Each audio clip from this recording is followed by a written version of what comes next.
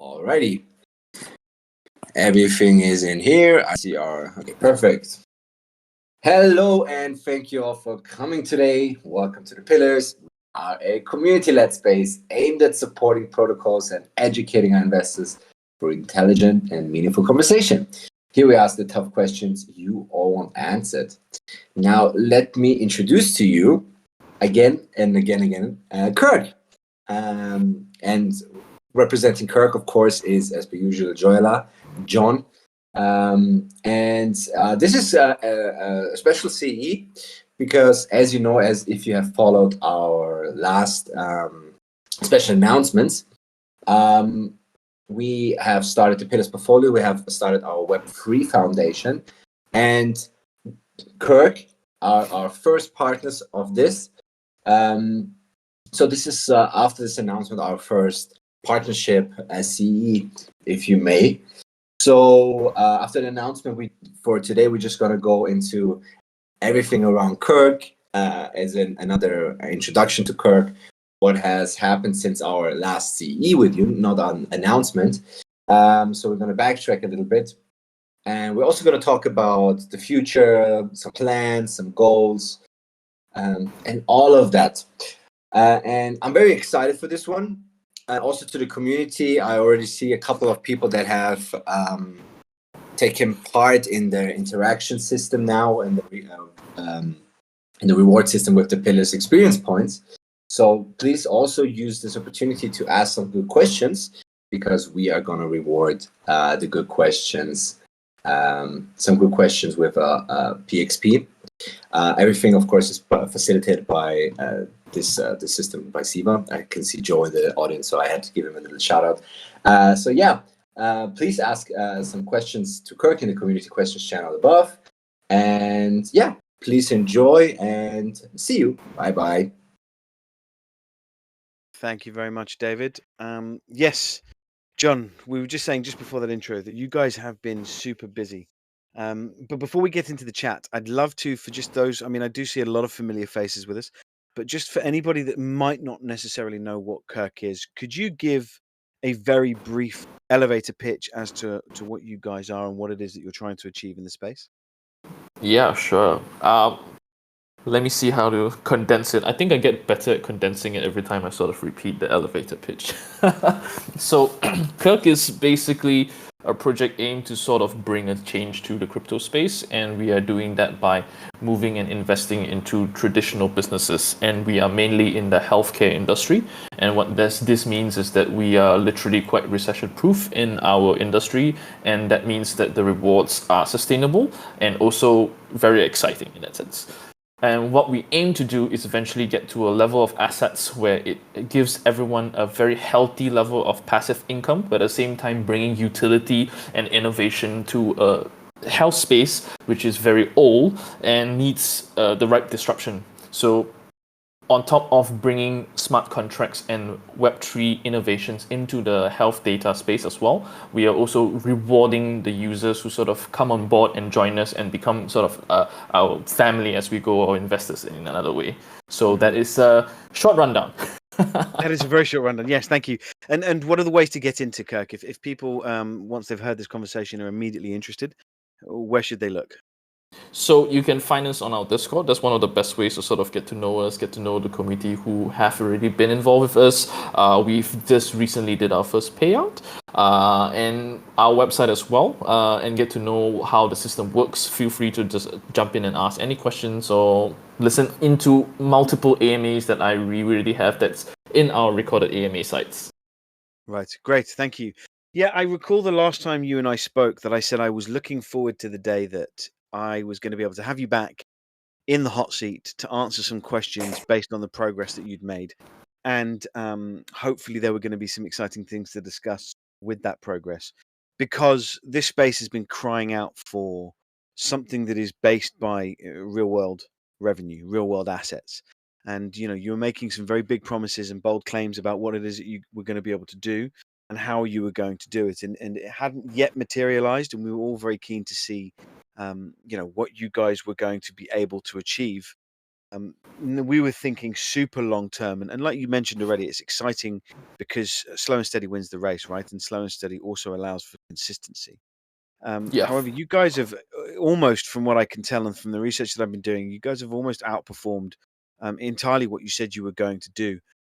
Can you talk us through a little bit about what it is that you guys have achieved since we last spoke? So I think the last time we spoke, we were right at the cusp of our new, brand new, like sort of pre-sale launch. And after that, we've closed our pre-sale, and right now we're moving into acquiring assets and generating revenue. And definitely pleased to let everyone know who has listening in for the first time that with just one asset alone, we've managed to hit that one out of the park with a 1.7% profit. And on top of that, we were also able to use some of that profits to basically donate back to some of the family members of ours who got hacked from a very unfortunate event, and definitely sort of helps put us in the limelight to showcase what the capability of healthcare assets can do. And we are very excited to onboard more as well. And yeah. Right. Yeah, great. I mean, 1.7% is pretty significant, especially when you consider that this is coming by way of assets, as you call them, and these assets are healthcare facilities, right? That you're taking on. Yes, so right now we have mainly focused on GP clinics, general practitioner clinics. So these are basically your bread and butter into healthcare, into the foray.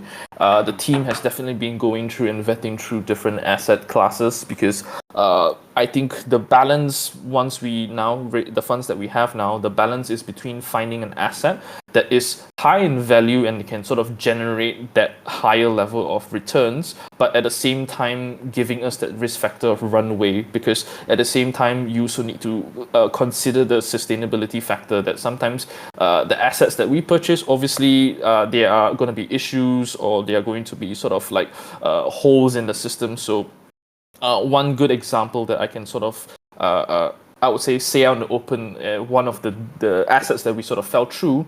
The main reason why we didn't want to go through it is because due diligence always plays a big part in this, and the reason why we had to let go one of the really juicy ones, because even though his revenue looks good, after going through a lot of his receipts and his basically invoices and to his patients and stuff like that, we realized that some numbers weren't adding up, and we basically had to painstakingly go through every single one of his invoices to actually find out there was an additional, like, about 40% of his revenue was actually coming out for an insurance payout because they had an accident in the past. So he was basically parking it under his revenue and guys to sort of pump up his valuation. So these are examples of things that the team has to sort of navigate through to sort of say like, hey, look, maybe this is not a good idea, or maybe you need to bring it down and stuff like that. So that's why that deal fell through. This is one of the examples.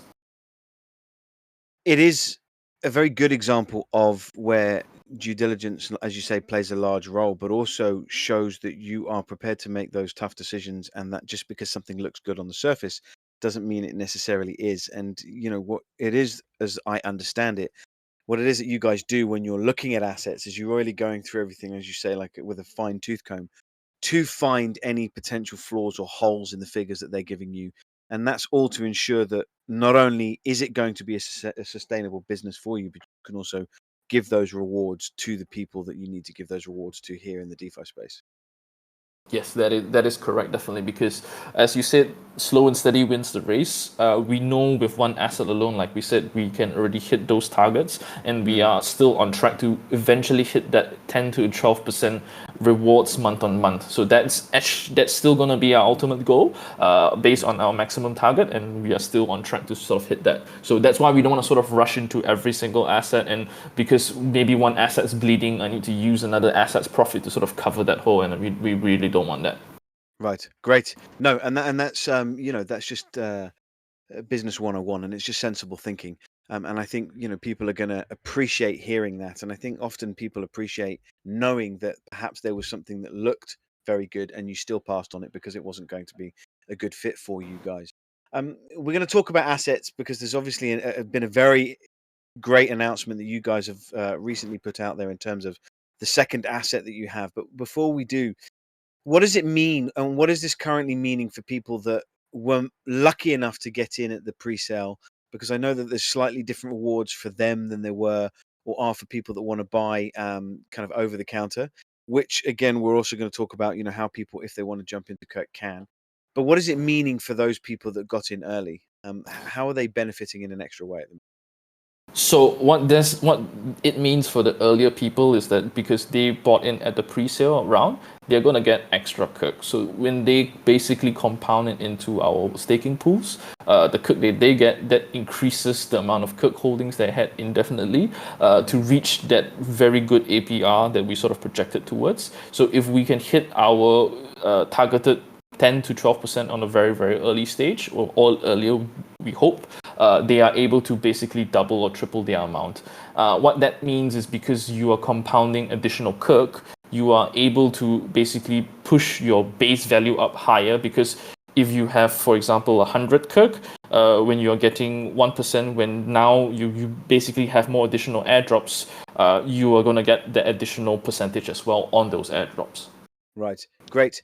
I see you've got, one of the things I noticed is you've got under the staking reward, there's an example of the pre-sale and launch sale investor rewards that they can get. And these are, and you were very clear in letting us know, these are just examples. We're not sticking by these. As months tick by and you're able to kind of get a bit more data in terms of how much you can return, are you going to start to tweak these figures a little bit so that your Git book starts to reflect what you're actually giving out rather than it just being an example? Yes. So eventually, I think the aim is once we get like maybe a quarter of a year's data, we are able to start tweaking the Git book to start projecting in terms of like what's happening and going to happen in the next quarter and what's going to happen following that and stuff like that. So we are moving towards that. But as of now, for us, our priority is full 100% steam on developing sources of revenue and acquiring more assets for our people. Right. Yeah, great. So talk to me about those assets. The announcement that you made last week, I think it was very exciting in relation to a second purchase. Can you talk me through that process a tiny bit?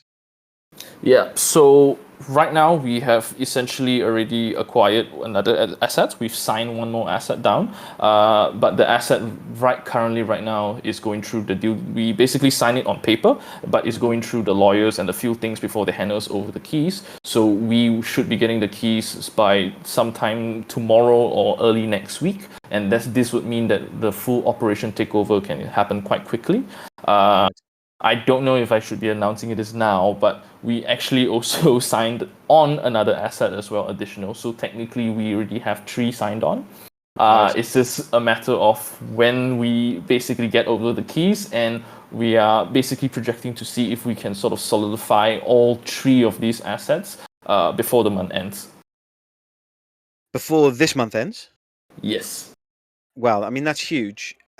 How are you juggling that? Is it moving quicker than you expected? Is it moving at the pace you expected?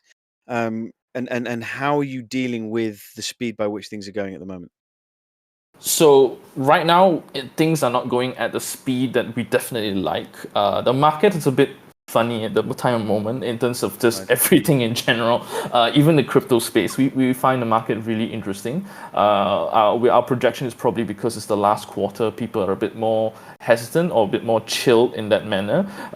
So everyone's a bit more, I would say, hesitant in making big moves or anything in that sense. So when we try to hardball our negotiation methods, obviously it's not gonna, I would say, tickle everyone in a very pleasant way. Right. Well, I mean, it's interesting that you say it's not moving as quickly as you'd like, because for me, 3 assets in the speed that you've done it is incredible. But you guys want to move faster than this. And you believe that not only can you move faster, but you can handle the amount that might come in, right? Yes, definitely. Well, with what we've already projected and what I've said in the past as well, our team, we sort of know the scale of what we can handle at this team size and speed.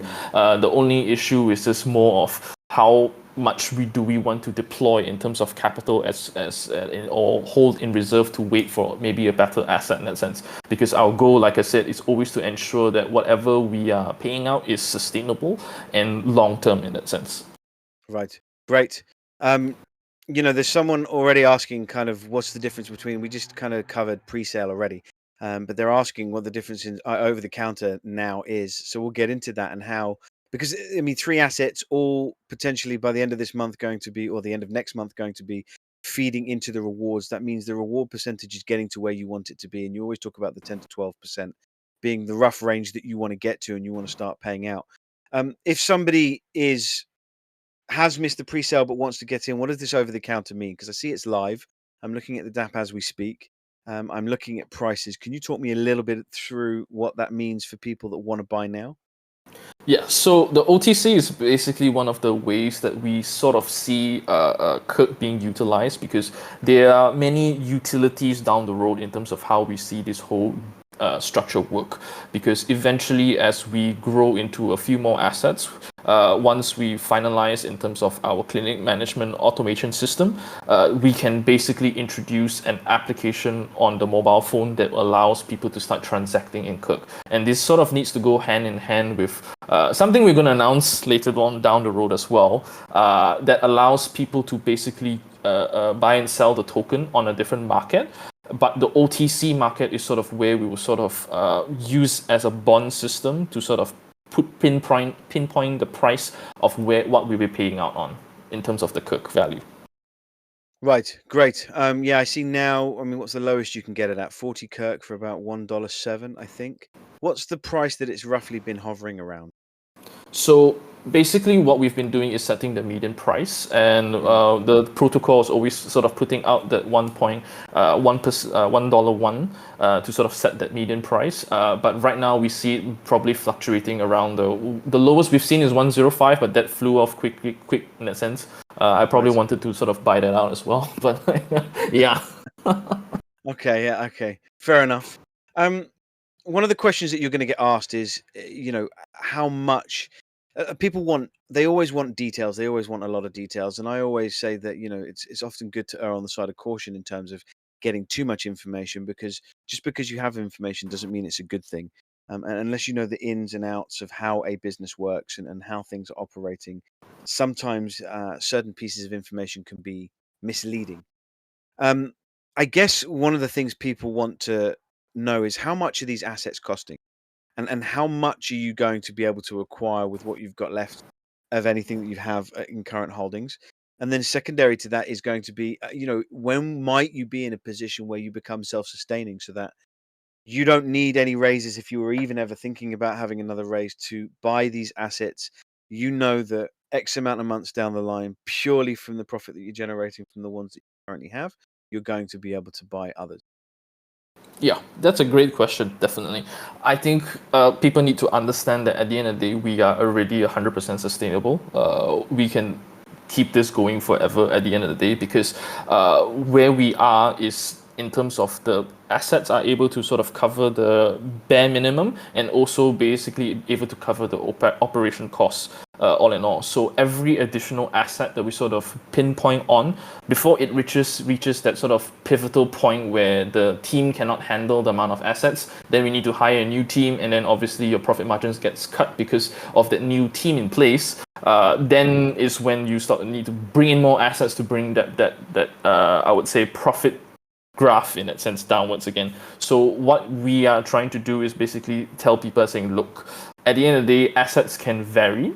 Like for example, once we sort of are able to properly sort of report cleaner data in a sense, because right now I think the key thing is that we do not want to sort of announce too much in terms of how much we acquire these assets at, because we were sort of given advice that saying it will sort of hurt us down the road if ever maybe we want to flip these assets, for example, at a higher price, because we're pushing higher margins. So these assets can definitely range from the first one we bought, which was at 55,000, to a couple of 100,000, which is the one of the two that we sort of acquire. So with this, we are projecting to maybe acquire additional maybe about another 2 to 3 more on top of the ones we have now for this current raise, before we move on to the next step. Right, great. Okay, so I mean, yeah, a huge range, which means it's very difficult to dial in. And I can appreciate not necessarily wanting to release the data on any particular asset at any given time, not just for the reasons that you've listed, but then you also start to set expectations that you don't necessarily want to have to stand behind. And I think that's one of the great things that you guys are doing. Although I also see the flip side of the coin that sometimes having that information is really handy. So it's a juggling act. Somewhere down the line, be it 6 months, 12 months, do you think you might start to dial into that data a little more closely and start to release maybe at the year point yearly reports whereby people can really see that? The community auditors will find out the price for sure. They will know everything in a sense. Yeah. Okay. And yeah, definitely look out for that as well. People who don't know, we do have a community raffle event. We'll be rolling for those guys at the end of the year, and then we'll be sort of planning to see how we can basically fly 6 of them down, based on the vote, and seeing who's, I would say you guys want a person who's qualified rather than just some random guy, in that sense. So these, because like I said, the issue is that we were advised that it will be a bit silly for us to sort of be too transparent in the market at the end of the day as well, because we, in a sense, we have already been, I would say, marked by market, because of how aggressive we are going out in terms of acquiring assets. People have sort of catch wind that we are already doing that, to the point where one of my team member now basically has to acquire another number and ask someone else to basically make cold calls to some of the assets that we are negotiating with, in that sense, to sort of get a different figure, because sometimes when they know you are out in the market buying stuff, they'll basically throw you a higher price. So obviously we have different tactics and different methods that we're sort of doing that. So we are being very cautious around this. Right. I'm glad you bring that up, because that was one of the questions that I asked you, I believe, last time we spoke. What will you do when your reputation starts to precede you, and you're kind of suggesting it already is, starts to precede you, and people realize what it is that you're doing and do start hiking their prices up? Is it making your job harder, or does it make it easier in that you are forced to dig even deeper, and therefore it gives you more transparent information? I would say it works both ways. Obviously, it makes us work a little bit more creatively, in a sense whereby we are coming up with more means to sort of gather info. But at the same time, this sort of gives us a very strong indication of where the market is and where the hate space of everyone in the market is. This helps us sort of also predict, I would say, people that sort of throw silly prices at us, and we are able to sort of work things around in that sense, rather than guess in that sense. Right. Okay. Fine. Fair enough. And then it, as we already discussed, it then rolls back to having to dig deep and looking at assets that are perhaps inflating their numbers with, as you say, things like insurance payouts. And it's good that you're able to already in these early doors weed those out. But it's a good problem to have. It's a good problem to have if people are already noticing what you're doing, because it means you're doing it well, I would assume. Yes. Yeah, for sure. Through your discussions with Snorky, and I know he's in here, and one day I am going to manage to get him up on stage. How has KERC begun, if at all, to pivot away from perhaps some of the original blueprint that it had in mind towards other directions? Is there anything that you've been discussing recently that you perhaps thought, we wanted to go in that direction, we wanted to utilize this aspect of DeFi, but now we're thinking actually we're going to change route just a little because it will benefit the investors more? Yeah, so I think obviously being partnered with you guys, one of the key things is, I'm sure a lot of people have heard in my previous AMAs and discussions, and where we're sort of heading is that we wanted to move into a DEX, because this would sort of give a very vital entry point and exit point for a lot of people, and new people and old people, especially once the sale season sort of ends. So what we have sort of pivot towards now is now moving towards SEX instead, not SEX but CEX, as centralized exchange, because we definitely see this as a potential to allow more liquidity in the market to sort of flow into our project, and as well as to bring more community in, and as well as at the same time being able to introduce the everyday Joe into the market as well, because this allows them to sort of utilize our token in a more healthy manner. And basically, if the everyday Joe guy is sort of using our system,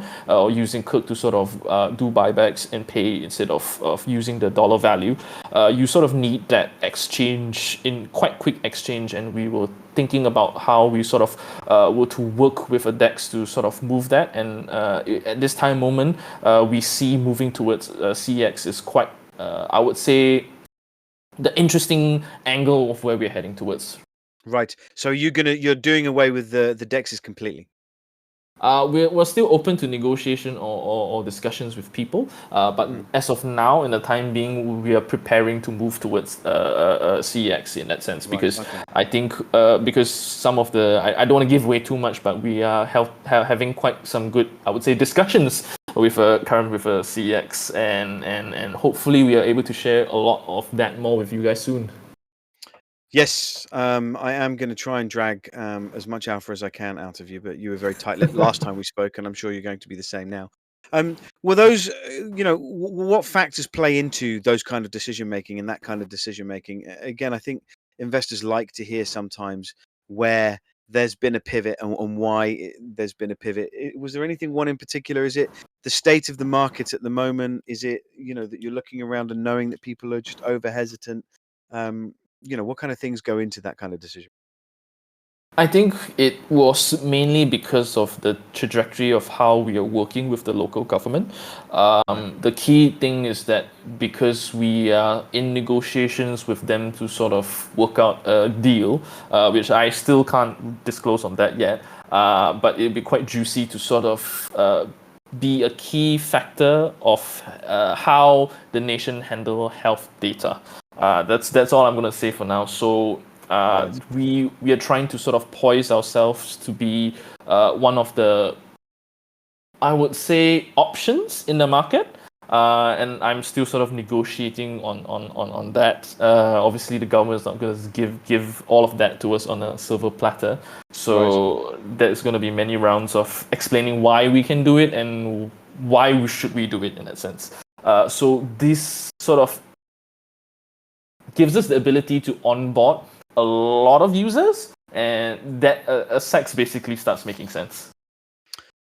Understood. I mean, all of that is very interesting to me, and all of it I want to pick it apart, and that will probably be another time for another conversation. But I'll try and get into that a tiny bit. I know that the last time we spoke, you mentioned what it is that you want to do at government level, and you're mentioning it a little bit now. And obviously, you're not going to be able to go into too much details on those conversations. Again, what kind of a difference is that going to make for you guys outside of you're alluding to just the sheer amount of people that you're going to be able to have access to? How do you foresee that is going to change the landscape of what it is that you're doing in terms of acquiring assets?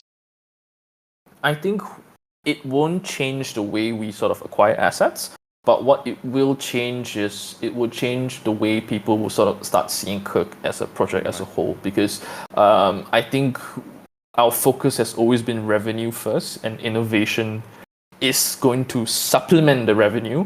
So I don't think a lot of people have sort of hear me speak about a lot of those innovations that we are working on behind the scenes. And I think as we go through the CEs, I guess we will slowly start teasing these things out. And I just want to let the community know that definitely there's a lot more things that we are working behind the scenes. So that means that the innovations are going to supplement even more revenue on top of just the asset revenues. So the asset revenues are basically just to sort of put you in the game, but obviously at the end of the day, I'm in this for a business. I'm in this for a bigger dream and a bigger vision of how I see the whole health technology landscape sort of works in hand, and definitely Southeast Asia is just a starting point. So that means that whatever innovation that we sort of start building here, as long as we can get sort of one country to sort of work with us, it's very easy to start moving on and catching fire along the way. Great. I mean, I can see people already, desperate to hear more and more because they want all the information. But I appreciate that, you're working through things with people and you can't necessarily release everything in one go. Your OTC system, will that change as and when a sex listing happens, or are you going to keep that in place alongside it in the kind of interim periods? So we will keep it along the interim as a internal system, because like I said, this is going to be our key point of how we basically do the payout. even Right. though it doesn't affect the payout. But we do want to sort of control that, because at the end of the day, the CX is only going to get a set of supply of the cook that we are supplying outside. The major supply is still going to be internally in the protocol itself, because the everyday user is still going to be transacting from the internal system. Right. At some point, people are going to want to see a lot of this stuff written down, and they're going to want to see, they're going to want to see more details, more data. And I know people always tease, and I would be remiss if I didn't ask on behalf of the investors: is there going to be a point where you're really going to sit down and sift through everything, all of the exciting things that you're working towards? And when can they expect that point might be? Now, I know you're not going to be able to give me a specific date, but is there a time frame or an amount of assets that you're working towards that is going to allow the community to know, right, when we reach this milestone, that's when a lot of the stuff is going to start to filter out and get us even more excited?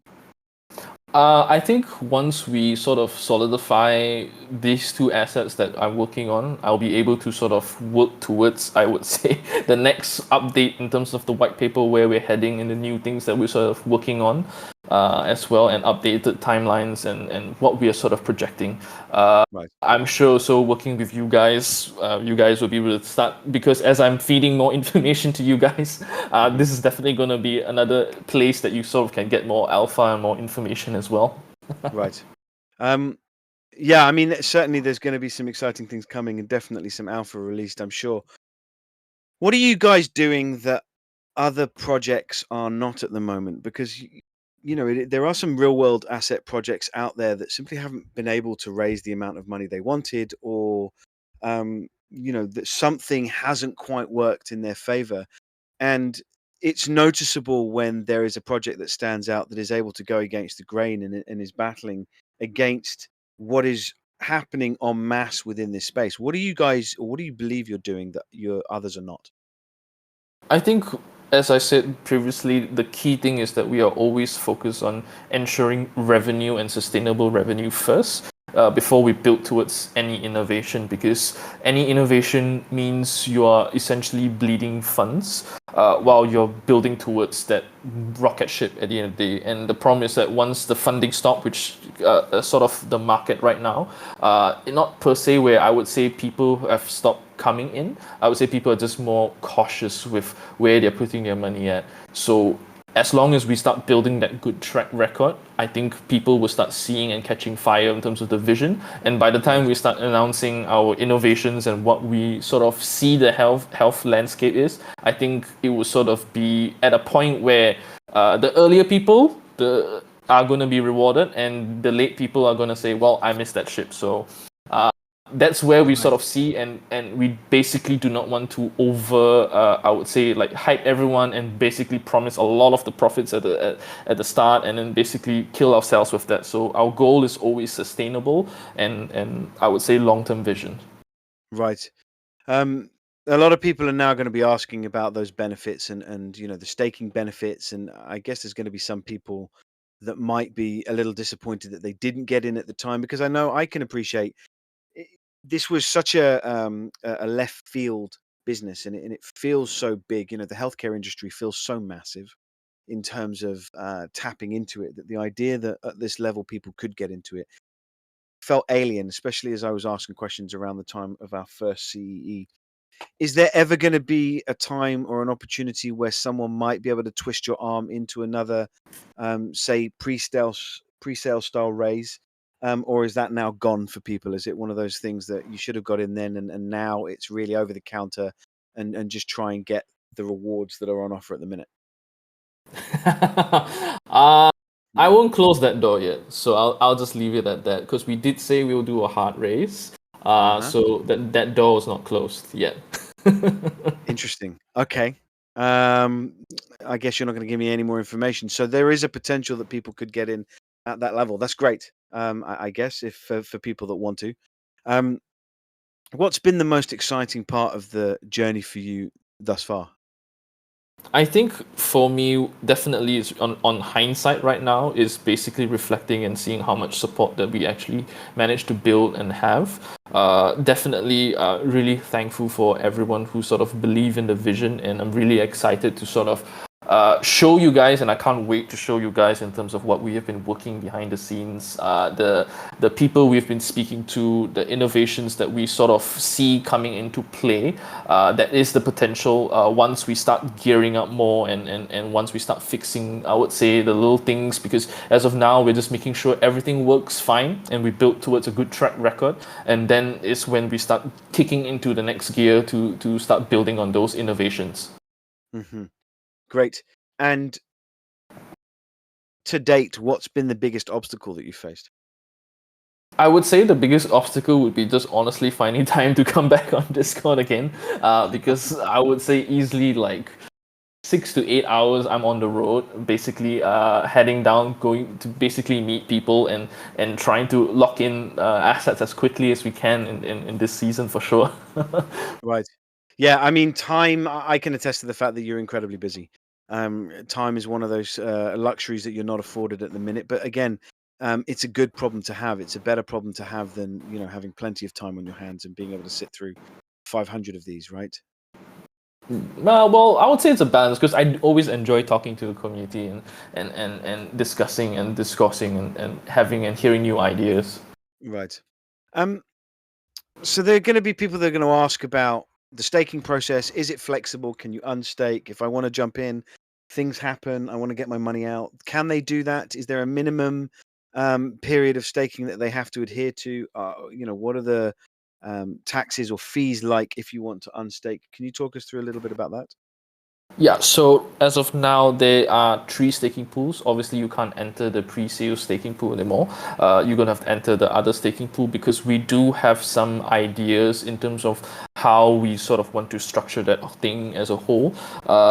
We've heard the community and some people basically private messaging some of the team members and us to say that, look, the rewards are juicy. We see what you're building towards, and we want to own maybe one asset ourselves. Like, can we sort of do that? So what we are building and what we are sort of thinking about is maybe we can sort of pivot towards that, but we're basically trying to structure how we can ensure that if we do onboard some of these assets into newer pools and newer systems, will it be sustainable? I think that was the key discussion among the team first, before we sort of trouble Snocky with that. Right.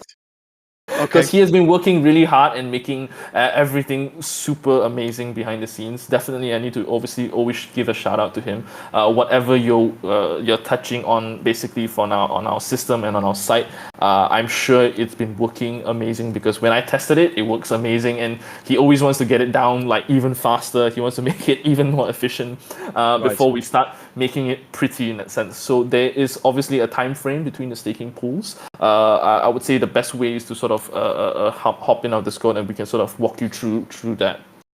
Right. Yeah. I mean, a lot of the technical questions that are being asked, because this is more of an update conversation, I think are best fired off after this CEE. And then you can either jump into the KERC Discord, and we put the Discord link in the community questions section, or ask the questions here, and I'm sure someone is going to be around to be able to answer. How have the community reacted to what you guys are doing? Because again, it's one of those things that it was slipping under the radar a tiny bit when I first spoke to you, and I still think KERC to some extent is flying under the radar. And again, I don't think that's a bad thing per se, because it allows you to be slow and steady. But how have the community started to react now that you've got one asset of figures out, second asset coming in?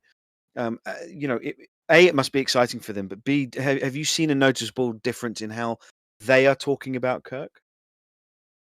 For sure, definitely. I've seen like a bit more people asking about us, and a few more, I would say, project also reaching out to us. I've still some pending in the pipeline that I need to finalize. So yes, a little more teasing as well. We are going to still be working with a few other projects and protocols. So do watch out for that as well.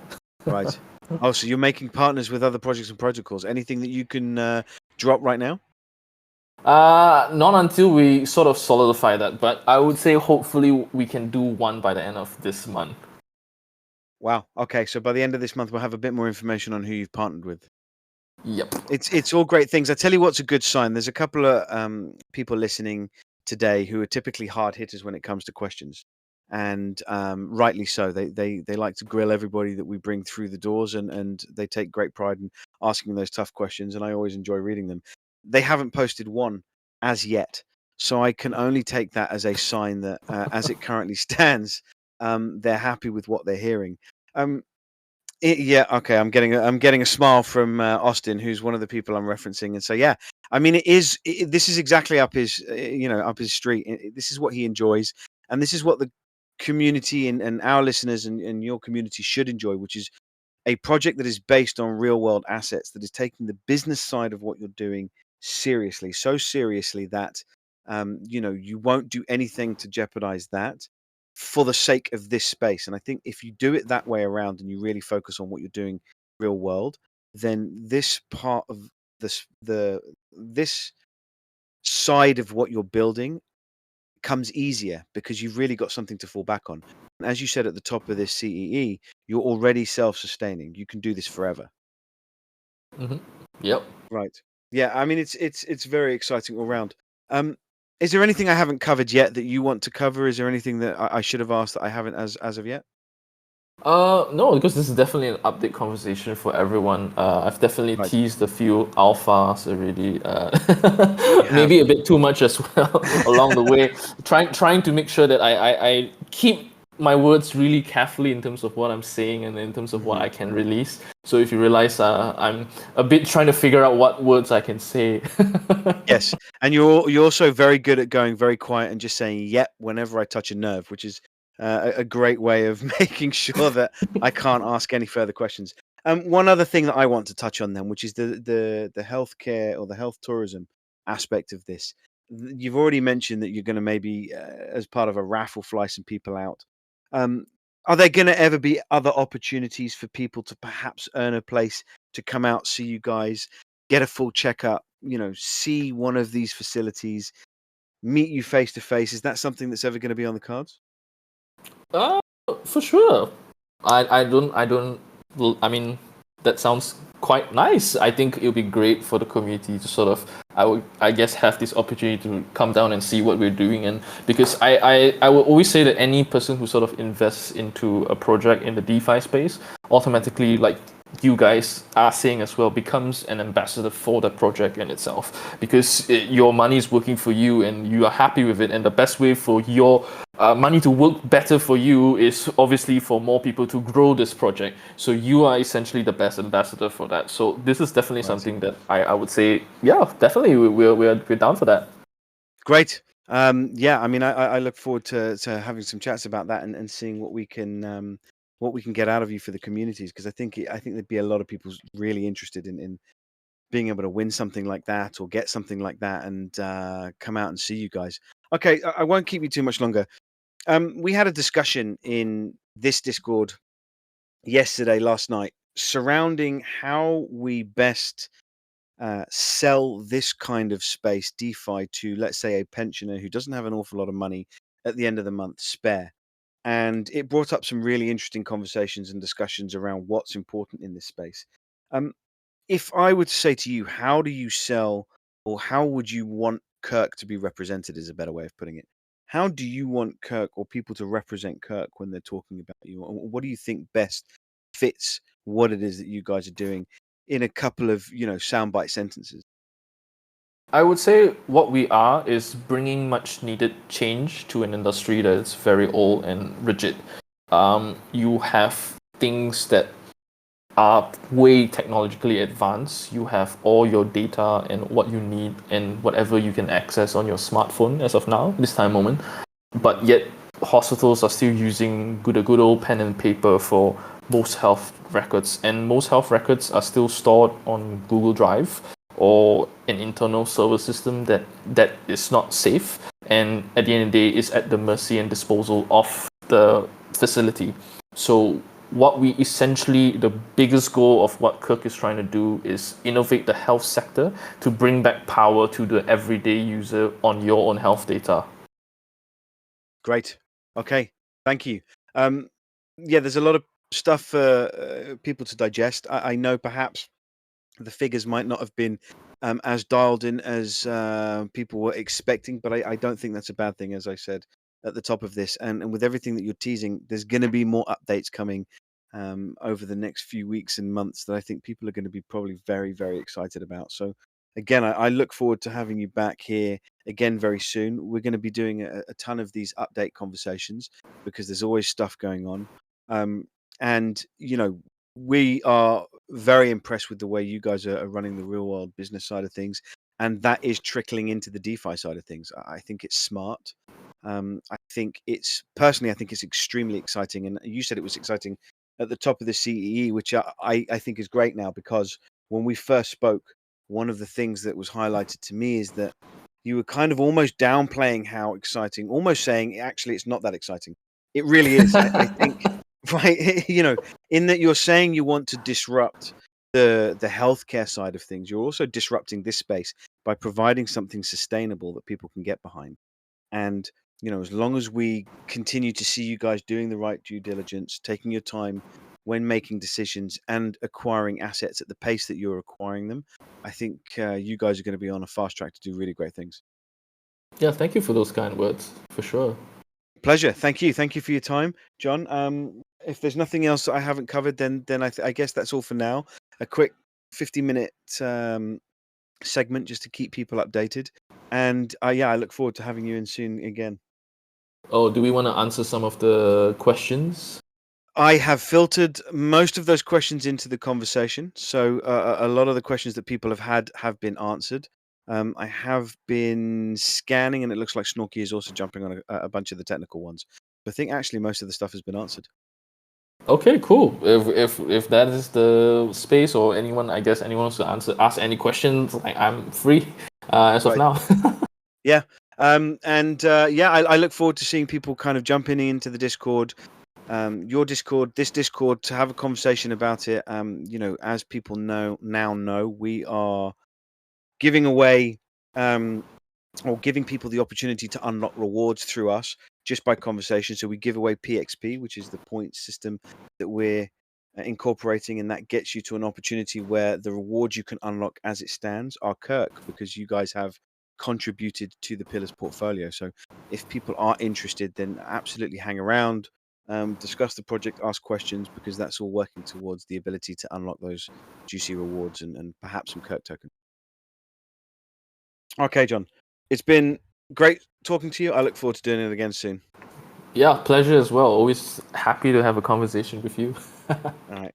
Thank you, sir. Take care, and you have a good day. You too. Cheers. Thank you, everyone, for listening.